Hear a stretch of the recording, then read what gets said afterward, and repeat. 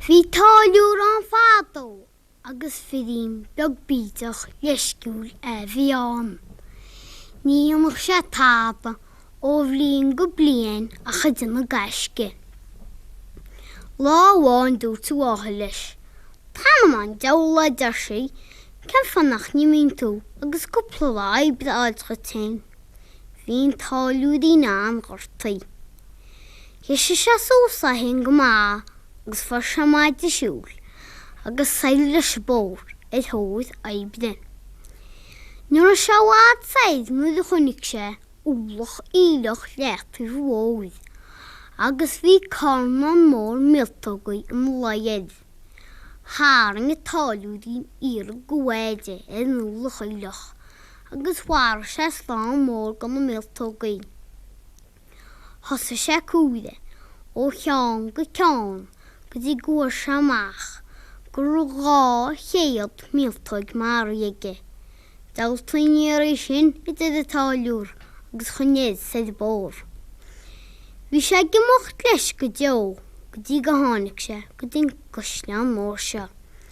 Suas leis ag doras a chosleáin, bhfuil sé crachpaid a doras. Ceirteach ag a doras, ach fachach mór míteach dámanta. Agus girta sa gera a dtí fachach.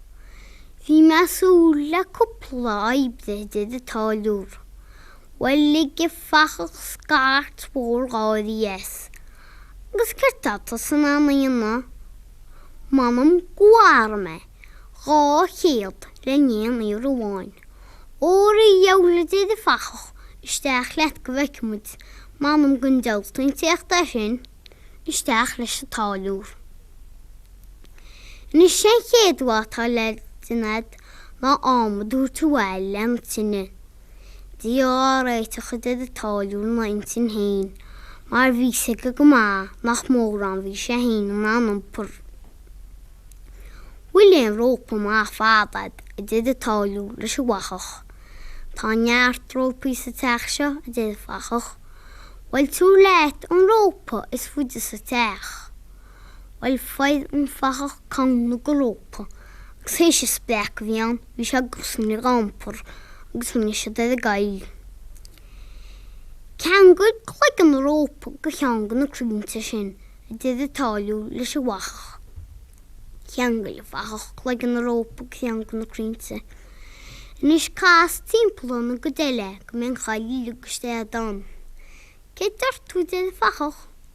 Anú mar feargam an chailí le go tú bhile mar ghraím, sní bhé an chágam a teachta teo ríiste máidach.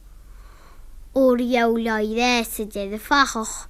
Anú mar thugann tú bhile le go neothaí, ní bheith táta focail an chéimhlín eile. Manam go bine an tíon chuí bháin an aibdas mis dtí táiliúr. Tú na haon bearta bhile lom a dtí fachach. Ó bhile leo agus sa heamand ámad dtí bhachach, agus sa táiliúin sa féidir teachta na gí. Nuair a tháinig siad go fada leis go sleán. Is daltaí go deo láidir an fearú a dtí fachach. Tá tarú mór hús an gáiríam, agus tá sé cinnte arm le blianta cheann sú. Meastú amach buola be go mbeadh tú nábúla faoi. Óra dheola dtí táiliúr, ceann sama sé deir sé ní thugad sé achar a bit ormsa. Suas lob go fada leis an gáirí, anú nuair a tháinig siad go fada leis an gáirí. Bhí scunt sa mór ár timppla an gáirí. Fána niscan na sclún na gceata goit. Ara dul gceata tá testal weimse dtí táiliúr. Suas leis a táiliúr a dhíomh scunt. Anú nuair a tháinig sé go dtí na bhár. Chonig sé an tarú mór dámanta seo, ag gimocht fiáin timppla an gáirí, agus a chluig an fuige agus a búdúach. Dí gá réiteach dtí táiliúr. Bhí cloch mór ámanta tuiste gon chláí, snúid a fáid an táiliúr an tarú an tuighaí. Sciúr sé síos a dhíomh sconsa, chá sé gó jacket agus chá sé de glocha. Bhain nuair a chonig an tarú an jacket gaiid goch. An nail leis a gáirí agus a búdúach, Swail seachlagan an ainaclache agus a temín mar with tala. Ig a talú dín fédas, gosteach a se leis huachach na se marú am. Wel nu ddi dysgwyl yn ffach yn geta. Os chynnig sian tarw, mi'n marw edrych talo, sa talw dim sa cymryd sa gawno. Ma'n dawnw edrych talwr a chwarae mae lentian llan o wane. O gydori mag daily stations edrych fachach is wfos chan techta. Fasgyd o rhymed edrych talwr, tiw'r dwhyn y waeled ose, tam o laif sa cynnal gortiegan. Bas gan fachon tarwydd o rhym. O wel y lo. Roedd y hanig sydd chyffadol sy'n gysliam. Mae todw da o masin nis y dedd y fachach. Trwy'n am y tyn o mach y cheile mocht.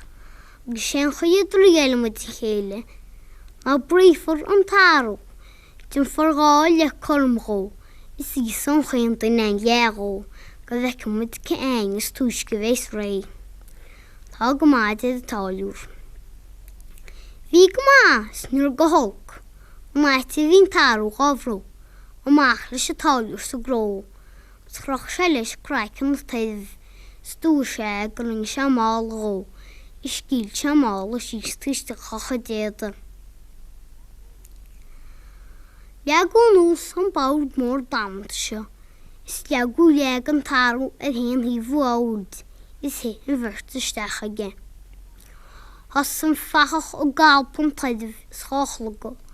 Anwn yr an talw ddyn yn cretw y baint es a cawg ddyn. Iarwch y talw'r stil war fiola an osgo hif o tyddif.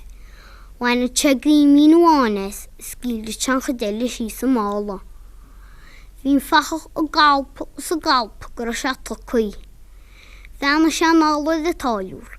Chynnig sian bolwg môr damant a siad y talwr.